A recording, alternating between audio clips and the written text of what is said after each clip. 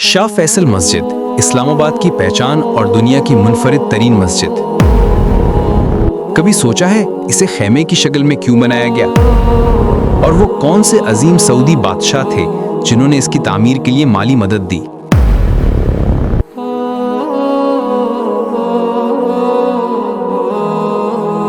اسلام آباد کے دل میں مارگلا پہاڑوں کے سائے تلے کھڑی ہے ایک عظیم نشانی، شاہ فیصل مسجد۔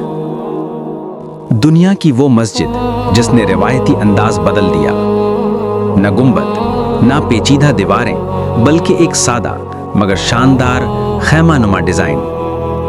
یہ وہی مسجد ہے جسے سعودی عرب کے عظیم بادشاہ شاہ فیصل بن عبدالعزیز نے اپنے خاص تعاون سے تعمیر کروایا، اسی لیے اسے ان کے نام سے منسوب کیا گیا۔ ترکی کے آرکیٹیکٹ ویڈٹ ڈالوکے نے اس مسجد کو خیمے کی شکل میں ڈیزائن کیا تاکہ یہ اسلام کی سادگی، اتحاد اور عربی ثقافت کی علامت بن سکے۔ 1976 میں سنگ بنیاد رکھا گیا اور 1986 میں یہ عظیم شاہکار مکمل ہوا۔ آج یہ صرف ایک مسجد نہیں بلکہ پاکستان کی پہچان ہے، ایمان، خوبصورتی اور فن تعمیر کا ایک ایسا امتزاج جو دنیا میں کہیں اور نہیں۔ مزید تاریخی ویڈیوز کے لیے چینل کو سبسکرائب کریں۔